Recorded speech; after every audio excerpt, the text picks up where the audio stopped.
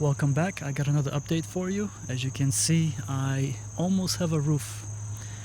So let's get going and I'll show you basically what is being done or what got done today. I don't feel very good today. My head hurts, so I'm gonna sound a little bit different, I guess. But this is it. So that's what was done. The guys came out today at 7 o'clock in the morning and they left about 11:45.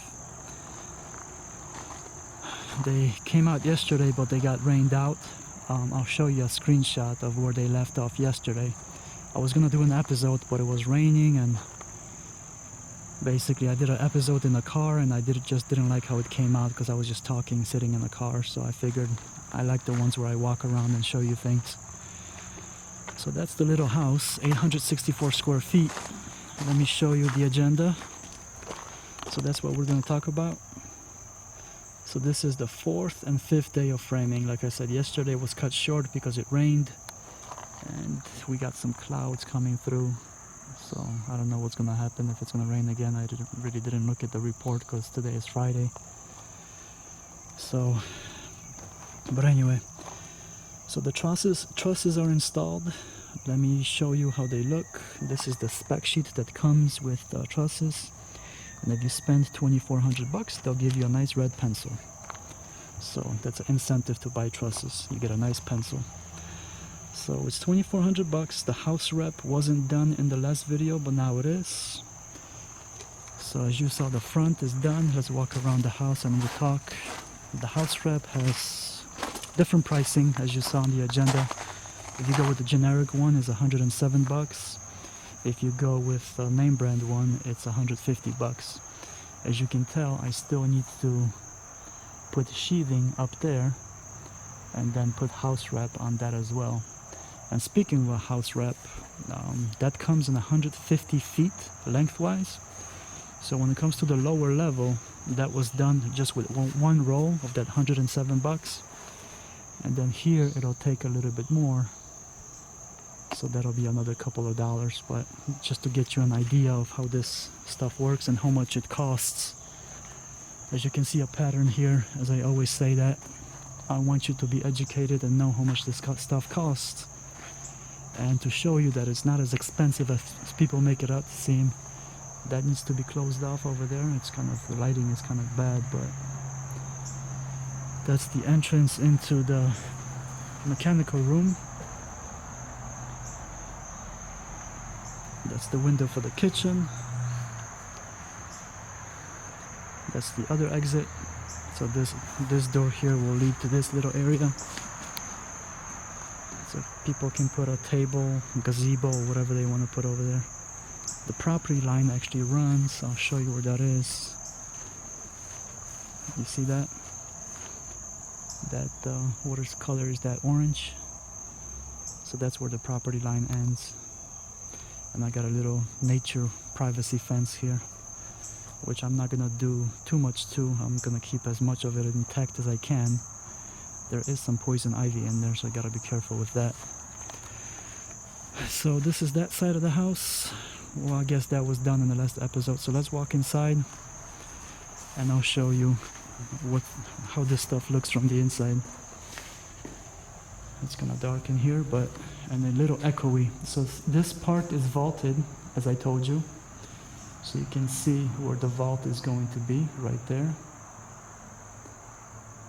And then the sides of the house, as I told you, are going to be flat. That just makes things cheaper and easier to insulate. Because all you have to do is just put insulation right up here. And you can do that off of a 6-foot ladder if you want to. So it just makes things easier. The vault, you have to have a bigger ladder to do that. Like I said, sorry, my head just doesn't feel good today, but I want to get this update done so I don't get behind and you see all these steps. Oh, that's just a random board they put up there. And you see that light gap? That eventually will get cut off. That's the felt that's on the roof. And that price was, what did I put over there? $15 for 200 some odd square feet. So it took about, what was it, $150 to do that. So you have another idea. So you got the house rep was 107 plus the little pieces for the gables that still need to be done right there as it's still open. And then the roof with the felt, it was about $150, just around there. And the reason why that gets cut off over there, that line of light that you see, is that's where the house breathes. So there's a different way of doing things, and I'll get to that in a second, but I like my homes to breathe. So the way the insulation is going to get put in there, there's going to be a ridge vent over that. So the house will breathe, and that'll give the opportunity for any kind of moisture, condensation, or anything to evaporate. So that way the house is efficient and there's no mold or any kind of issues of that sort. So that's that. What I want to tell you about this, where was it? Just so you get an idea of random things, what I'd like to show you. It's upside down, but you'll see it. The framing lumber, the grade on it is number 2. And then when it comes to the trusses, that'll be kind of hard to see. I wonder if it'll pick it up. I don't know that it will. But the trusses are supposed to be grade number 1. That's the best grade of lumber. For obvious reasons, since you have the roof sitting on it, you want the lumber to be good, free of knots, and to be strong. So that's the view here. It's kind of a mess because you got scaffolding in there. And it's on the darker side. So let's walk over there. And that's the scaffolding.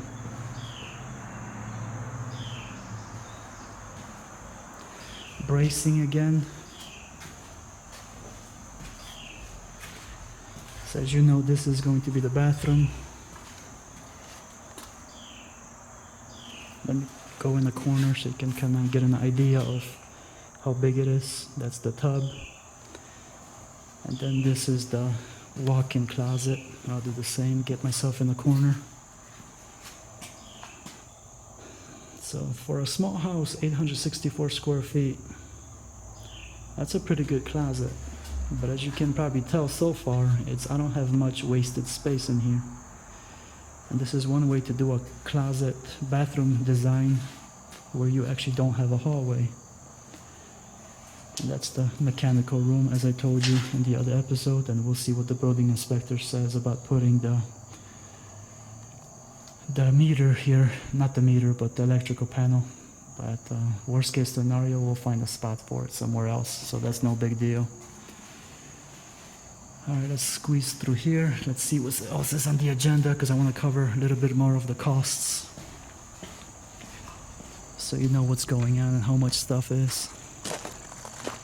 So we covered the span rating, so we'll cover that. Plastic cap nails, discount. Okay, I got something to talk about. So the plastic cap nails, that's these guys. So that was about $50 worth of that. And the span rating, let me walk over there so I can show you. Hopefully it'll pick it up, because that one's kind of good. Everything else is hard to see. But see, it's 24/16 right there. That's basically gives the sheathing rating of how long you can span it, what it's rated for. So the distance here between this and this, between these two guys, is 16 inches. And then on the roof, it's 24 inches for the trusses. So this sheathing is rated for both. Not all of them are, so just keep that in mind. It depends where you live. If you live up north, you want to get a good roof and a solid roof, strong roof, because you're going to have snow sitting on top of it. So what I want to talk about next, sorry, my head is just not right. What I have here on the side, the seismic, wind, cold, and heat. What else can we talk about so I don't have to come back here all the time? That's probably going to be it. And then the discounts when you buy materials. So actually, let's walk this way. That's the double window. So the seismic, for example, in California, you have earthquakes to think about. And then you have the wind issues, which is Florida, for example, or Kansas or Oklahoma. So you have to build things a little bit different in those states. And then you have the heat, like Arizona, cold, Minnesota or Alaska. So when you go, it's starting to actually rain. So let's walk around and go inside. So when you go from around the country, building codes will be a little bit different. So just keep that in mind. Just because you see me doing things here, that doesn't mean that this would work in Alaska or Minnesota somewhere. You have to do things a little bit differently. And that, like I said, goes pretty much through the whole country like that. So different areas, different weather, you have to have a little bit tweaked building codes. So you meet them and you have an energy efficient home, and you don't have to pay $100, $200, $300 for utility costs to power companies or gas companies and things like that. So that's what it is. Different parts of the country, you're going to have different rules. So keep that in mind. So you're going to have to do some homework, but at least with this channel, you get an idea of how this stuff works. And next time, I think I'm gonna have to bring some lighting because it is dark in here. And can you hear it? It's starting to rain again. And I guess we'll talk here. And then I'll end the video. When it comes to the... Can I show you anything else? I guess that's it, sorry. When it comes to buying materials, if you're building a house, keep in mind that if you buy things in bulk, and if you build a house, you're going to be buying things in large quantities. A lot of places, lumber stores, and a lot of places will give you actually a discount for buying things in bulk. So you can have a significant savings of 10, 20, even 30%, and some of them even advertise a 30% discount in bulk if you buy a lot of things. So you can pretty much get the same pricing as contractors do. So you don't have to get hustled and somebody tells you that I get a better discount than you because, you know, I'm a contractor. Not necessarily. If you shop around, you catch the right sale, or if you get the things in bulk, you can get pretty much what they get. And as you can tell so far, the materials, it's not really that crazy. So if you add up all these things that I'm telling you through the different episodes, if you watch the other episodes, you'll have a very good idea of how much this takes. And then all you have to do is just apply it to where you live, what the building codes are, and tweak it a little bit. And you'll be able to build yourself a little house, maybe even like this, 864 square feet, 2 bedrooms and 2 baths. And I think so far, to be honest, I absolutely love how this plan turned out. This is my creation. I made it on the computer, the software that I have, and I'm loving it so far how it came out. Last thing, and then I'll let you go. This house has 3 types of trusses. The one in here is a scissor truss. Scissors like the ones you're not supposed to run with. I know I have a little bit of an accent. So that's the scissor truss right there that gives you the vault. And then you have a common truss, which is this flat one that's in the bedroom, for example. So that's a common truss. And then you have a gable truss, which is that triangle that you see. The lighting is bad, but at least you get to see it. So that's a gable truss. So you have 3 types of different trusses. So as you saw, it was $2,400, and it's 21 of these trusses in here. So if you do the math, it's about a little bit over $100 each truss. So that's pretty worth it instead of framing it with just regular lumber. It's a lot quicker. It's definitely a lot quicker. And these things are pretty strong. So that's basically that. I'm gonna cut it short, and I'm gonna have to go home and take some medicine or something, but it figures. It's Friday and I got a headache. Always figures it happens that way. So thank you very much for watching, and I'll see you guys next time. Take care.